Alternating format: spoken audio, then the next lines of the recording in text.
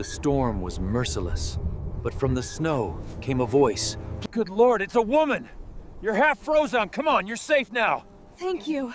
I thought I'd never see the light again. The wind rolled across the plains with a voice that seemed older than time itself. It sang in long, hollow whistles through the fence posts, rattled the loose shutters of the barn, and carried with it a bitter cold that pressed into every crack of the old wooden house.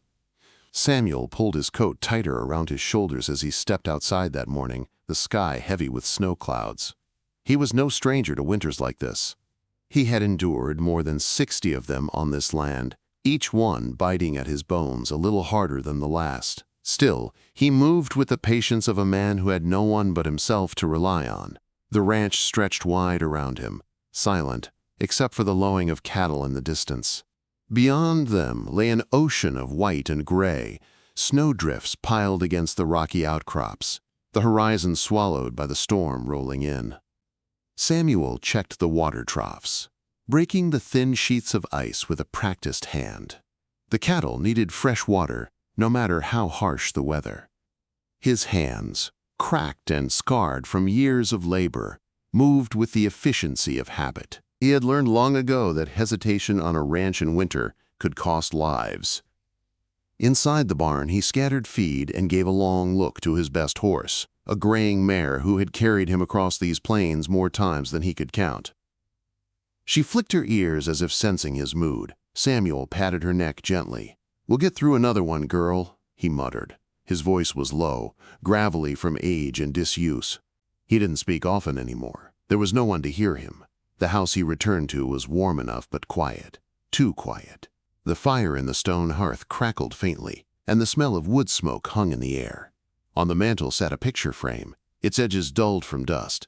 The photograph inside had faded with time, but the woman's smile remained bright in his memory.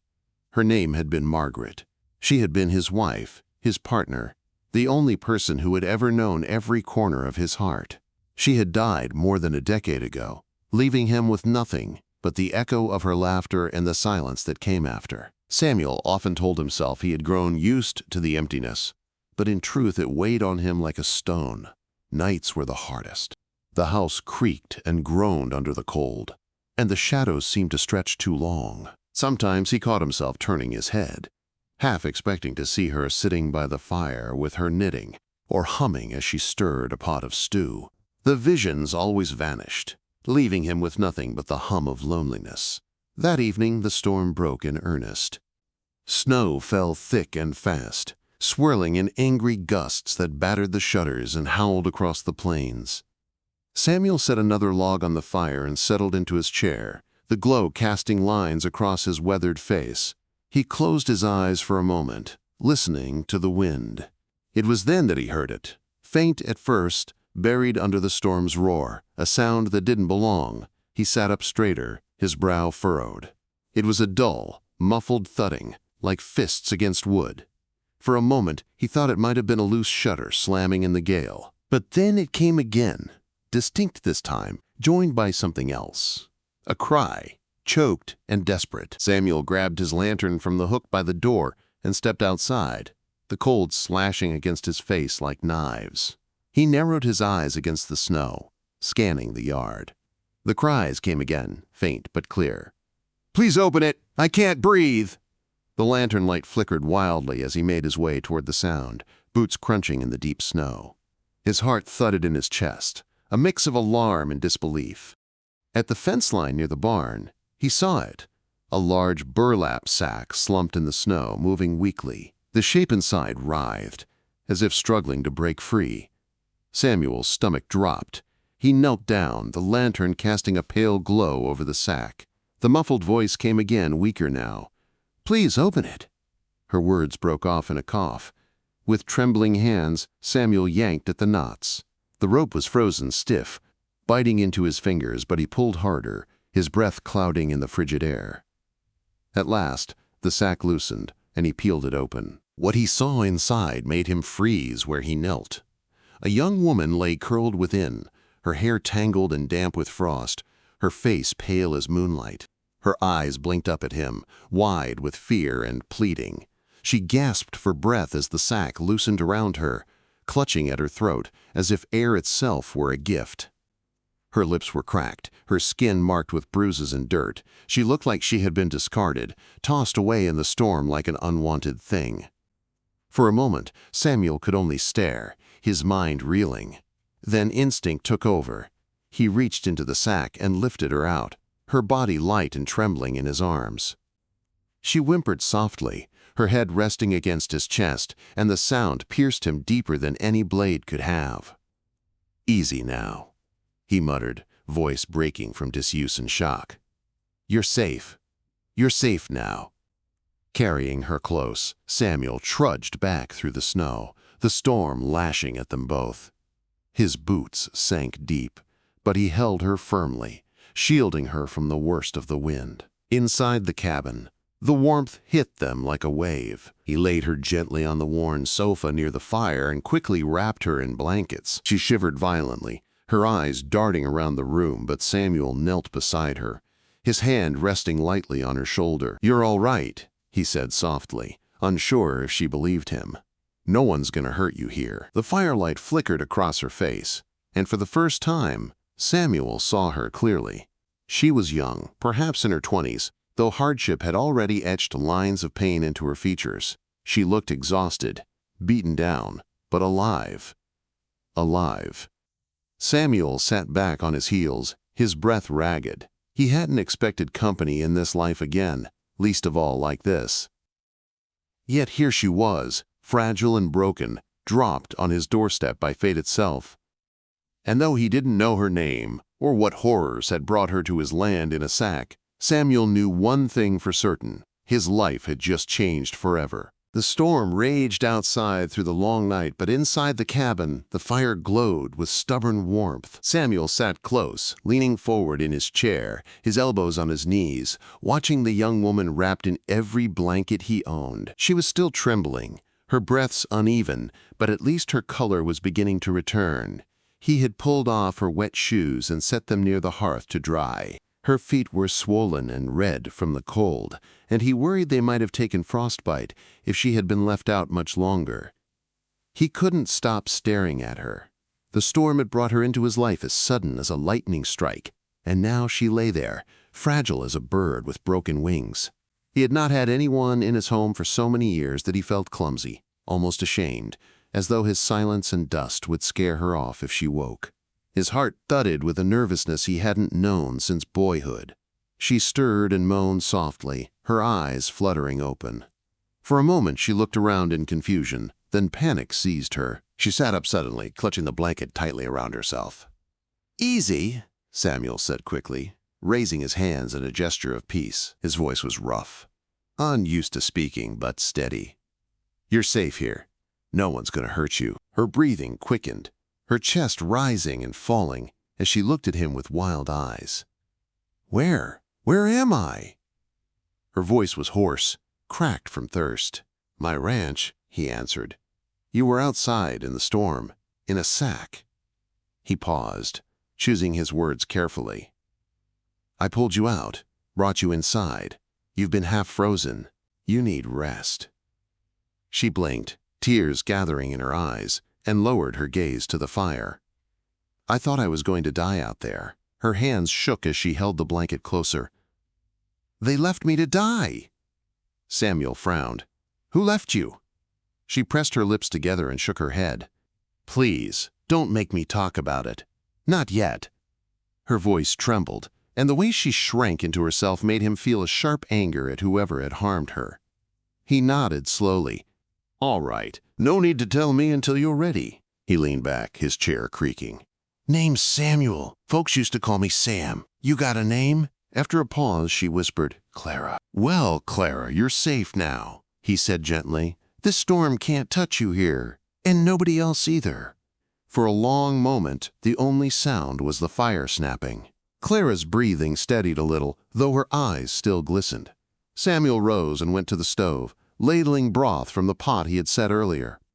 He brought the steaming bowl over and set it on the table beside her. "Drink. It'll warm you." Clara hesitated, then reached out with trembling fingers. The smell made her lips part hungrily, and she drank carefully, each swallow easing some of the tension in her shoulders. When she finished, she leaned back, her eyes meeting his for the first time with something softer than fear. "Thank you," she whispered. Samuel nodded once, awkwardly, as if unsure how to receive gratitude. Don't mention it. Anyone would have done the same.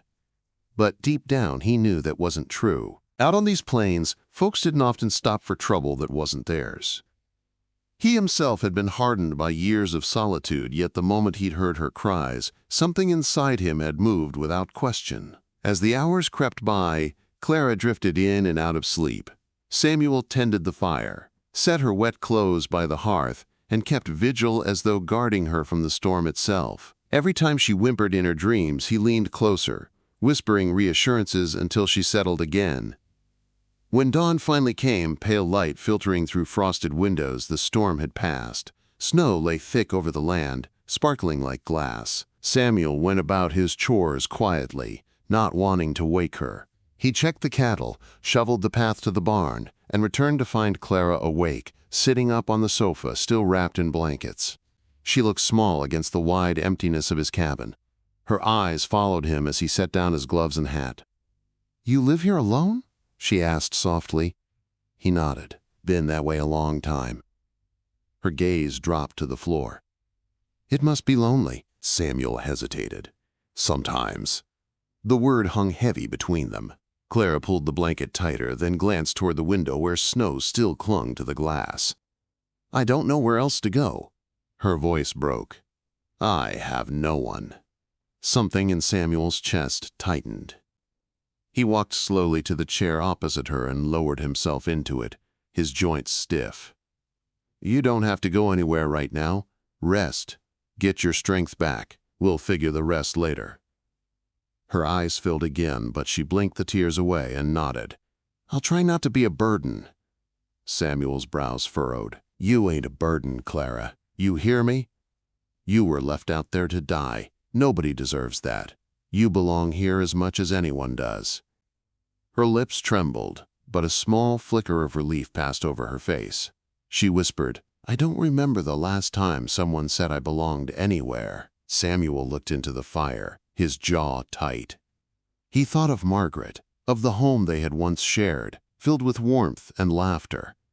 That had all gone silent when she passed. For years he had told himself his life was finished, meant only for labor and waiting. But now, sitting across from this fragile young woman fate had dropped into his care, he wondered if maybe the silence had finally been broken. And though neither of them knew it yet, the bond between them had already begun to take root, quiet as snow falling on the plains, but strong enough to change everything that lay ahead. The days after the storm passed with a stillness that felt almost unnatural. The sky stretched wide and blue above the plains, the snow glittering in the sunlight like it had never known violence. Samuel stood outside one morning, his breath clouding in the air, his hat pulled low over his brow as he worked the shovel through heavy drifts.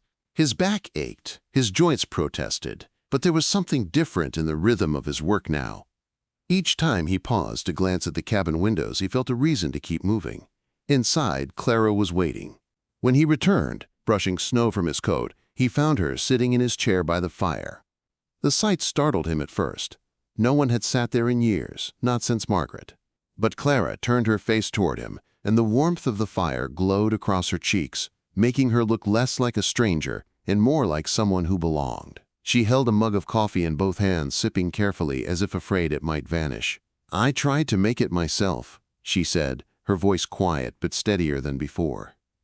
"I hope I didn't ruin it." Samuel took off his hat and gloves, setting them on the table. "Coffee's hard to ruin," he replied. He poured himself a cup from the pot she had managed to lift onto the stove and sat down across from her. The first sip was strong and a little bitter, but it warmed his chest. He gave her a small nod, not bad at all. Her lips curved into the faintest smile, and for a moment the silence between them felt comfortable, almost natural. As the hours turned into days, Clara grew stronger. The bruises on her face began to fade, her steps steadier when she crossed the room. Samuel found himself watching her closely, always ready to catch her if she faltered. He would never admit it aloud, but he liked the sound of her voice in the cabin. the way it broke the monotony of his thoughts. She asked questions about the ranch, about the cattle, about how long he had lived here. He answered simply, his words rough but honest. One afternoon, she asked if she might help with the chores. "I can't just sit here while you do everything," she said, her eyes determined though her body still frail. "I need to do something.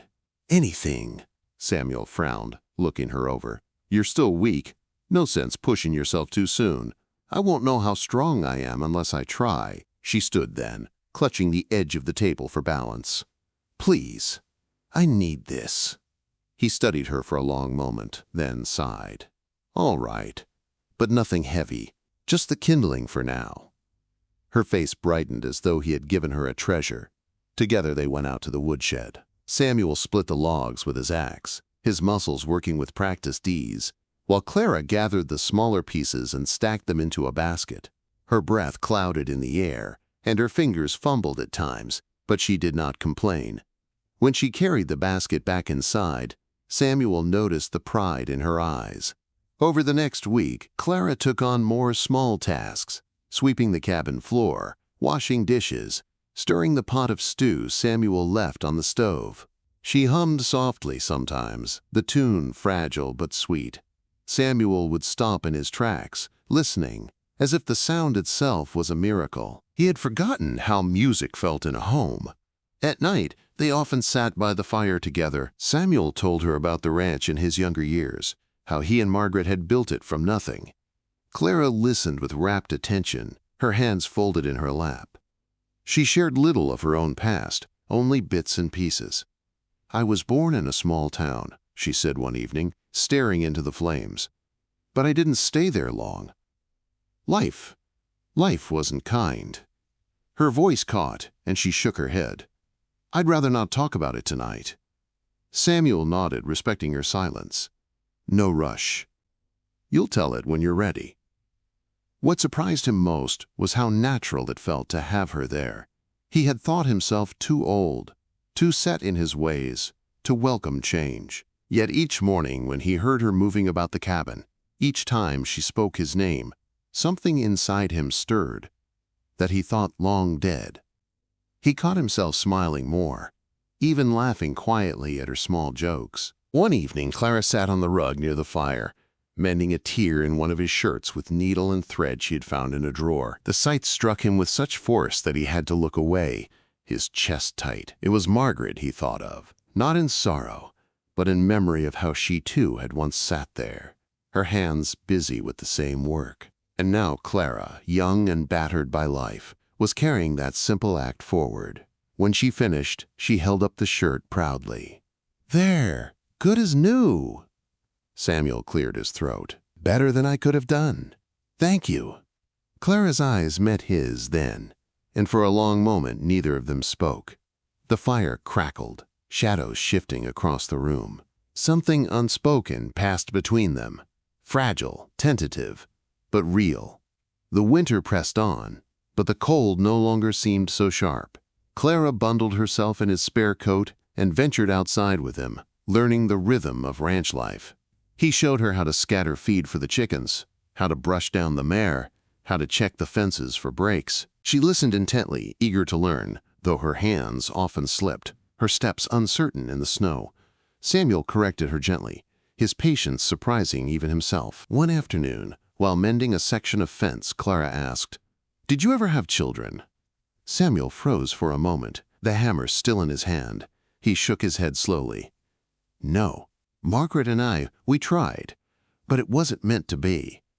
His voice was low, roughened by the weight of years. Clara lowered her gaze. "I'm sorry." "Nothing to be sorry for," Samuel replied after a pause. "Life gives what it gives, and takes what it takes." But later that night, as Clara slept on the sofa, Samuel sat awake staring into the fire. He thought of what his life might have been if children had come, if laughter had filled the house instead of silence. And he thought of Clara, lying there now, fragile yet brave, slowly filling his home with light again. The change in him was undeniable. He moved through his days with a new energy, his steps less weary. He found himself humming under his breath as he worked, something he hadn't done in decades. And though he never said it aloud, he knew the reason. It was Clara. For her part, Clara seemed to grow more at ease each day. The tightness in her shoulders softened. Her laughter came more freely. And though shadows of fear still lingered in her eyes, there was also hope.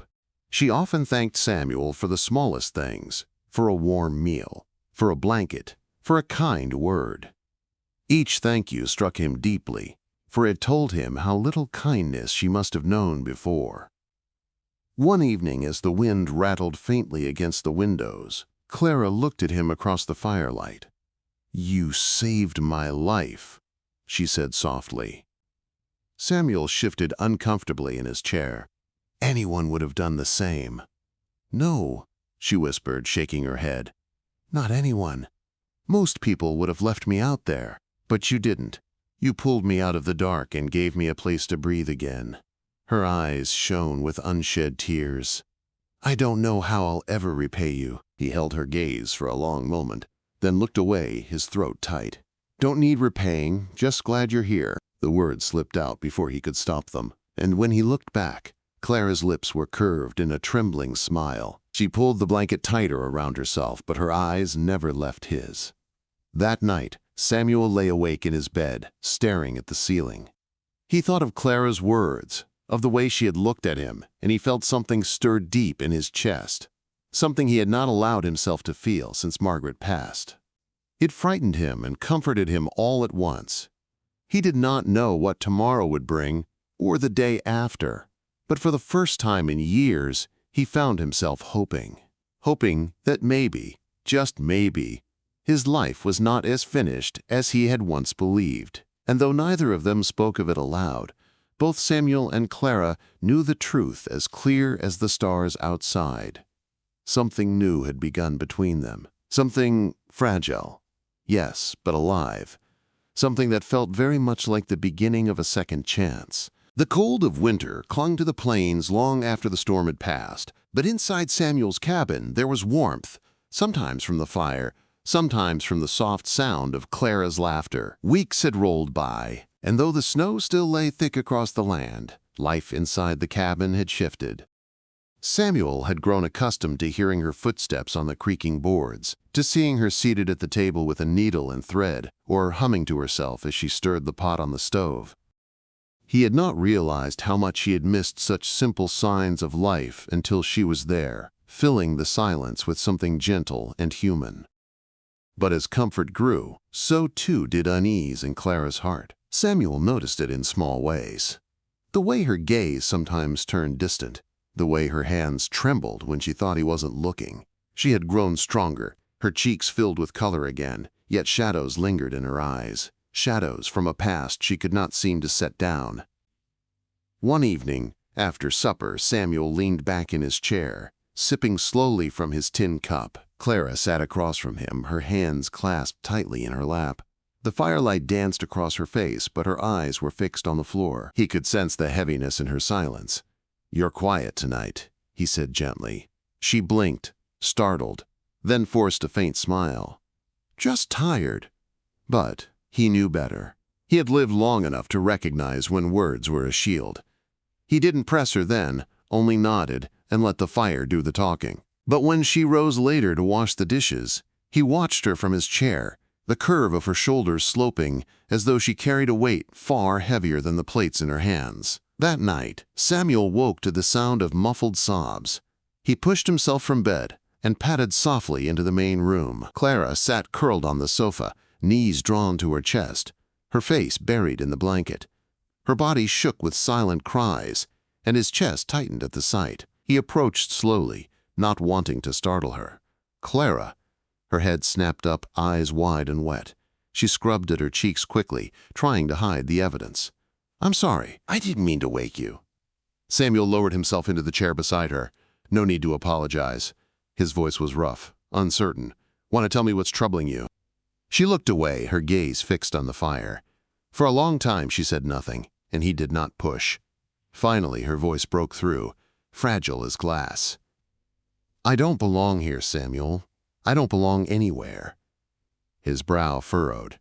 "What makes you say that?" Her shoulders hunched. You've given me shelter, food, kindness, but I don't deserve any of it. I'm nothing but trouble. Wherever I go, trouble follows. If I stay here, I'll only bring it to you." Samuel's jaw tightened. He wanted to argue, to tell her she was wrong, but the despair in her eyes held him still.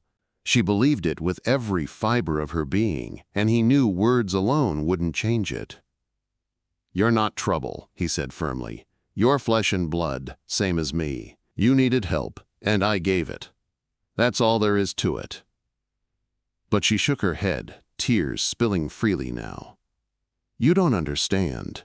The people I ran from, they don't forgive. They don't forget.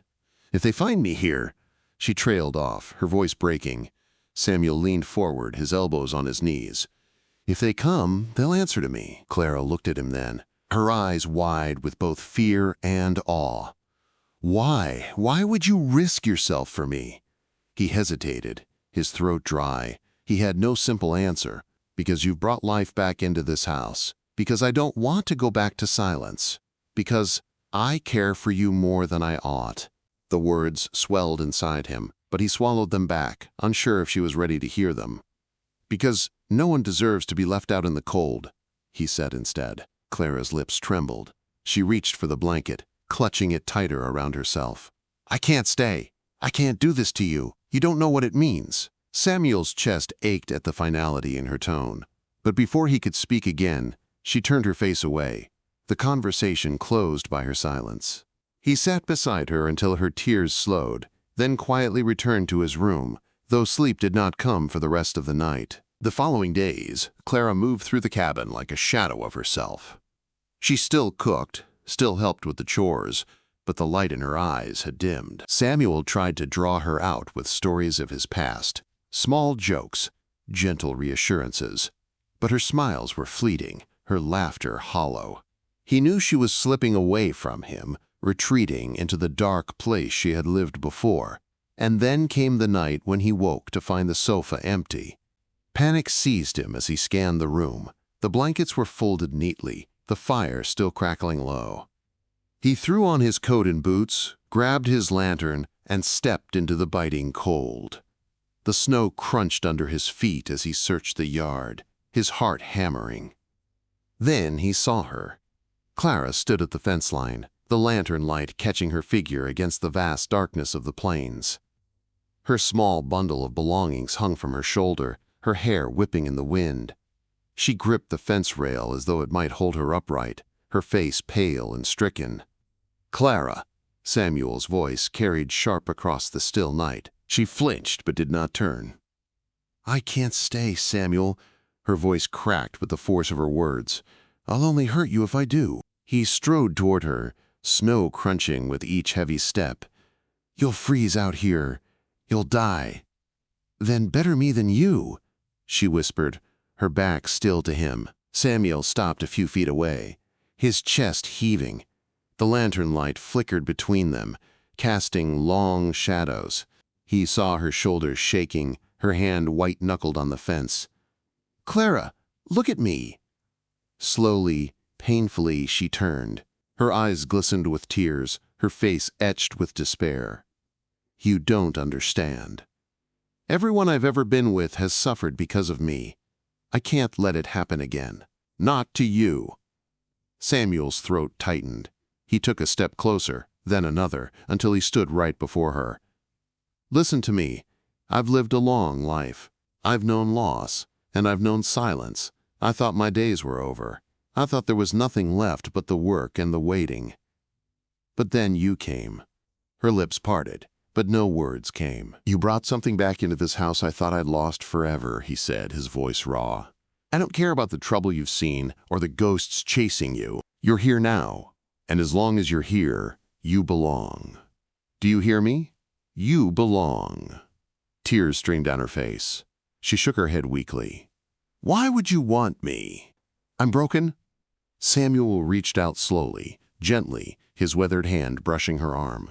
"We're all broken, Clara, but broken things can still be mended. And maybe we mend each other."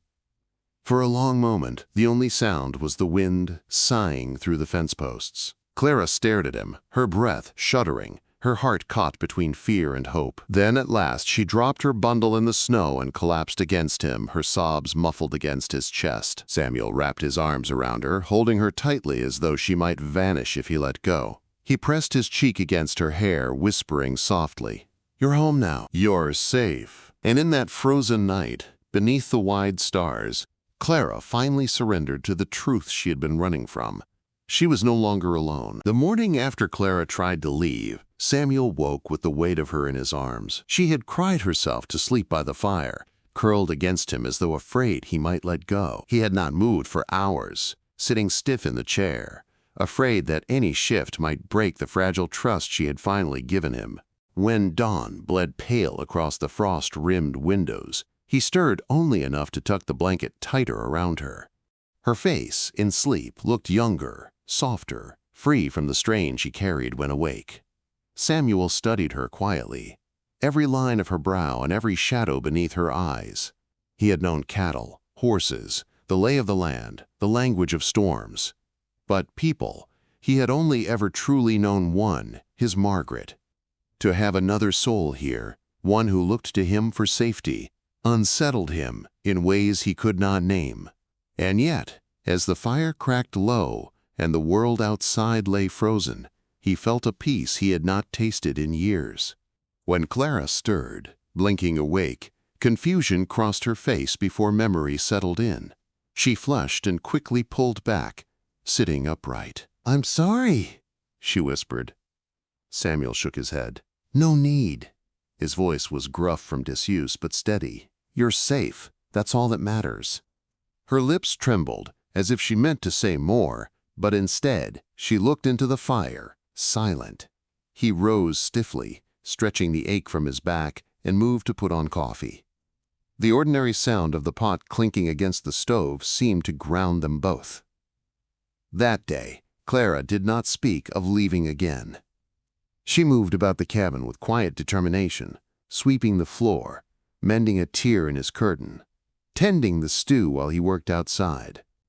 When he returned, the smell of simmering broth met him at the door, and he found her humming faintly as she stirred. The song was unfamiliar, soft and wavering, but it filled the cabin like sunlight. He stood in the doorway longer than he should have, watching her. At last he said, "You're making this place feel like home again." She turned, startled, the spoon still in her hand. Her cheeks colored faintly, and for once she did not argue, did not call herself a burden. She only smiled, small and uncertain, but real.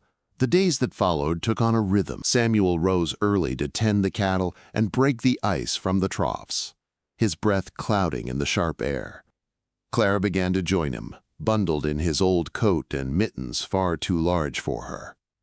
She stumbled in the snow at first, laughing breathlessly as she tried to keep pace, but he slowed his steps to match hers. Together they moved from chore to chore, her eagerness making the work lighter than he remembered. Inside, she took over the kitchen, turning his simple meals into something warmer. Samuel found himself eating with an appetite he thought age had stolen. In the evenings, they sat together by the fire, sometimes speaking, sometimes not. The silence between them no longer pressed down like a weight. It stretched gentle, like a quilt shared across two shoulders. One night, Clara asked softly, "Do you ever get tired of this life? The work, the solitude?" Samuel thought a moment.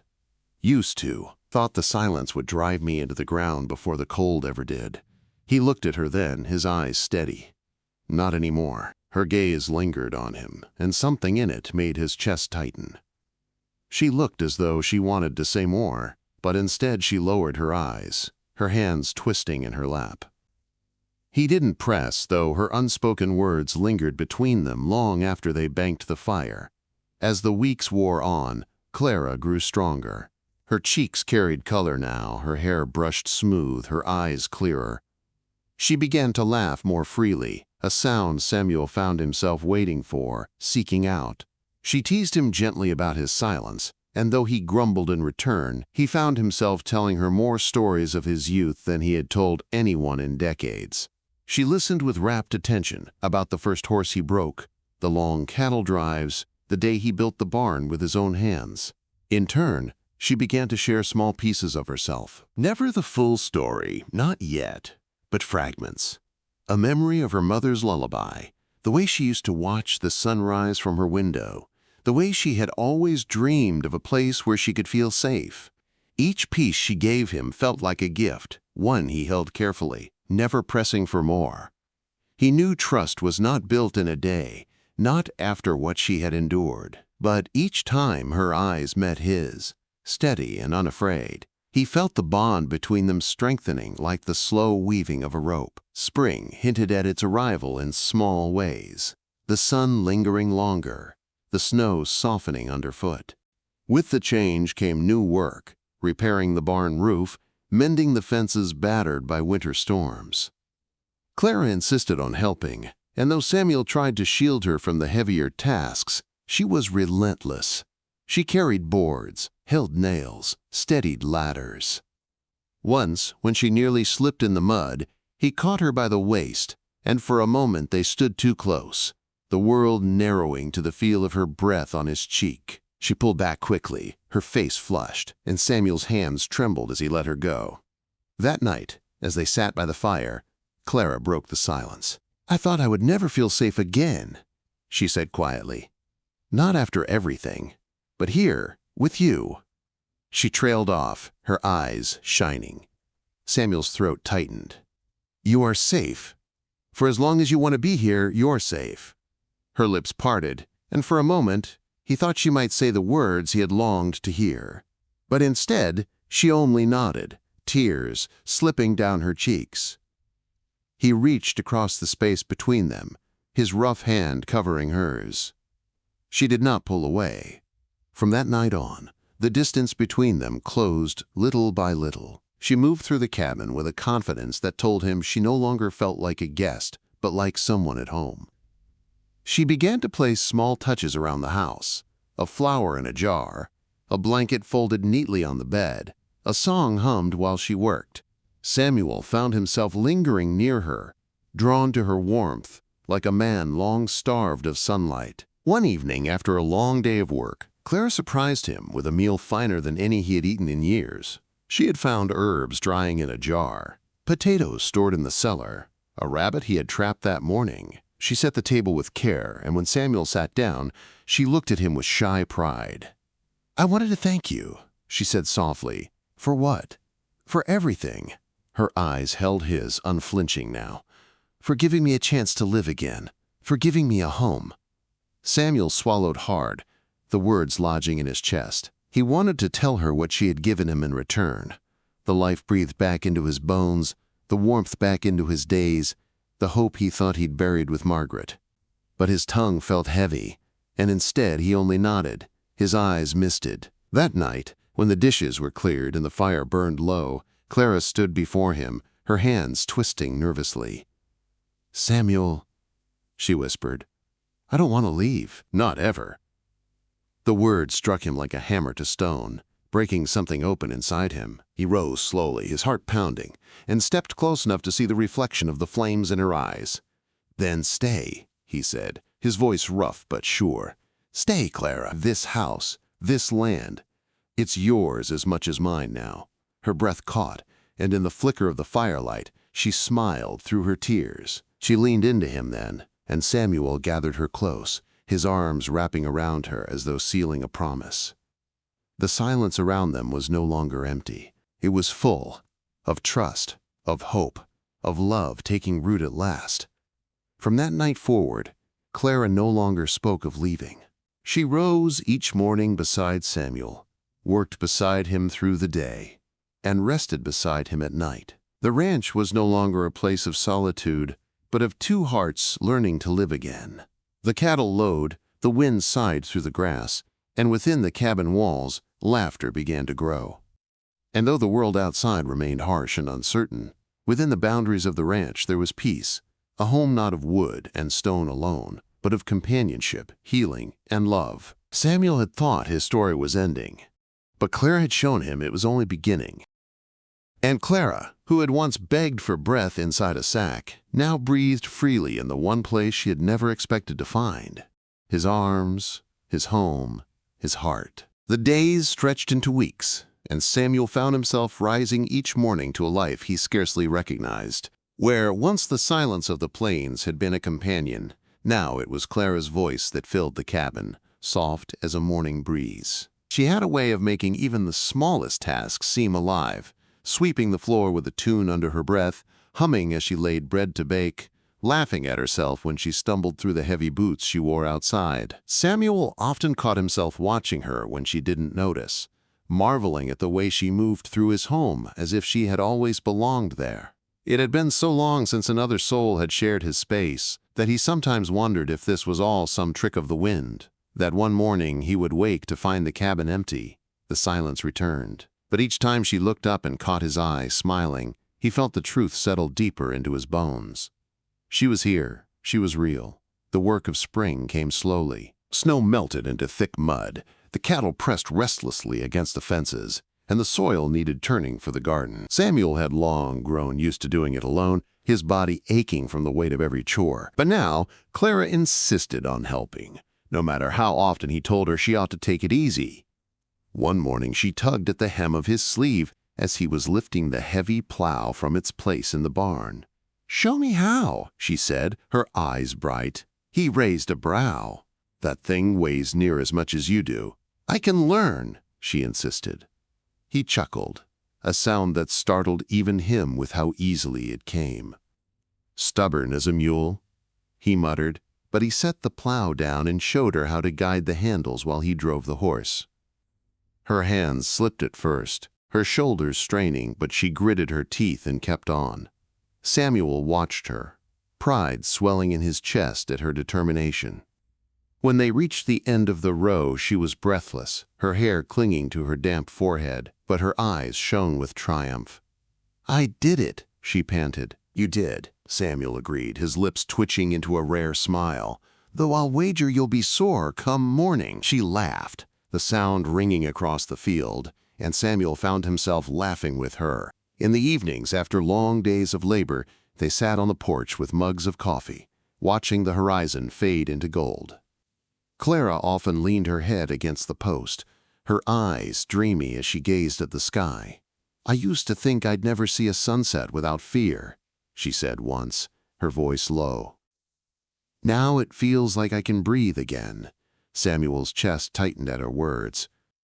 He wanted to tell her how much she had given him, how her presence had turned his weary days into something worth waking for. But the words caught in his throat, heavy with the years he had spent burying such feelings. Instead, he reached out and rested his hand over hers. She turned her palm upward and laced her fingers through his without hesitation. They sat like that until the stars came out, the silence between them steady and full. The bond that had begun in the storm grew deeper with each passing day. Samuel noticed the little things, how she remembered the way he liked his coffee, how she mended his old shirts without being asked, how she brushed down the mare with a tenderness that calmed even the restless animal. Clara, in turn, began to look at him with a steadiness that spoke of trust, of something even stronger. Yet there were moments when the shadows returned. At night, Samuel sometimes heard her stir, caught in nightmares that left her gasping. He would rise quietly, sit beside her, and lay a hand on her shoulder until her breathing slowed. She never spoke of what haunted her dreams, but in the morning she would meet his eyes with gratitude unspoken. One such night she woke trembling and turned to him in the dim firelight. "I don't know why you do this," she whispered, "why you care." Samuel met her gaze, his own steady. "Because you matter." Her breath caught, and she turned her face into the blanket, hiding her tears.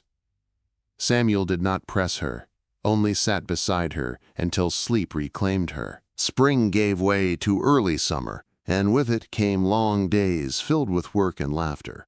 Clara began to tend a small garden by the cabin, coaxing life from the soil with patience. Samuel would often watch from the porch as she knelt among the rows, her hands in the dirt, her face lifted to the sun. She looked so alive, so different from the broken woman he had pulled from the sack that winter, that he sometimes wondered if this was who she had always been, waiting for a chance to bloom. One evening, after a day spent mending fences, Samuel found her sitting by the fire with a scrap of cloth in her lap. She had been practicing sewing, her stitches uneven but determined. She looked up as he entered, her eyes glowing in the firelight. "I made something for you," she said shyly, holding out the cloth. It was a handkerchief, rough around the edges, but embroidered with the clumsy outline of a horse. Samuel took it carefully, his throat tight. "It's fine work," he said. She laughed softly. "It's crooked." "Doesn't matter." He folded it carefully and tucked it into his pocket. "Means more than anything I've had in a long time." Her eyes shimmered, and for a moment the room held only the quiet thrum of their hearts. That night, as the fire burned low, Clara moved closer to him on the sofa. She rested her head against his shoulder, her body relaxed against his. Samuel froze for a heartbeat, then slowly draped an arm around her. She sighed, a sound of peace, and he closed his eyes, letting the warmth of her seep into the empty places he had thought would never be filled again. The days grew hotter, the grass tall and golden. Together they rode out across the plains, Clara perched on the mare while Samuel rode beside her. The wind whipped through her hair, and she laughed freely, her eyes alight. Samuel watched her, his heart swelling with something so fierce and tender it nearly undid him. When they returned, dusty and tired, she turned to him with a smile. "I never knew life could feel like this. Free, safe." Samuel looked at her, the words he had held back for so long pressing at his lips.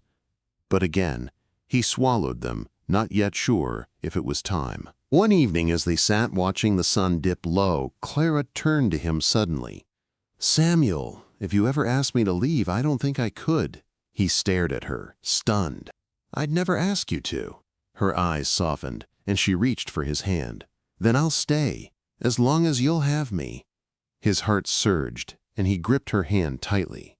"For as long as I draw breath." The promise hung between them, stronger than any vow spoken in a church. And when she leaned in and pressed her lips softly to his cheek, Samuel closed his eyes, a single tear slipping free. He had thought love was a chapter closed, a book long finished. But Clara had shown him there were still pages left to turn. From that day forward, the ranch was no longer his alone. It was theirs. The cattle, the fields, the cabin. They belonged to both of them, bound together by the quiet miracle of love, born from hardship. The nights were no longer cold, the mornings no longer lonely. Where there had once been silence, there was laughter, and where there had once been emptiness, there was life. Samuel knew troubles might come again. The world was harsh, and shadows did not vanish easily. But whatever came, they would face it together. For Clara had found her home, and Samuel had found his heart once more. And so the lonely ranch became a place of belonging, not just for one, but for two. And so, what began with a desperate cry in the storm turned into a love that healed two broken souls. Samuel, the lonely rancher who believed his best days were behind him, found new life in Clara's laughter. And Clara, who once begged for breath inside a sack, discovered not just safety, but a home, a family, and a man who would stand by her no matter the trials ahead. Their story is proof that even in the harshest wilderness, love can bloom where it is least expected. If you enjoyed this tale of second chances and tender romance, don't forget to subscribe to Wild West Love Chronicles so you never miss another heartwarming story from the frontier. More love, more hope, and more unforgettable stories are waiting just for you.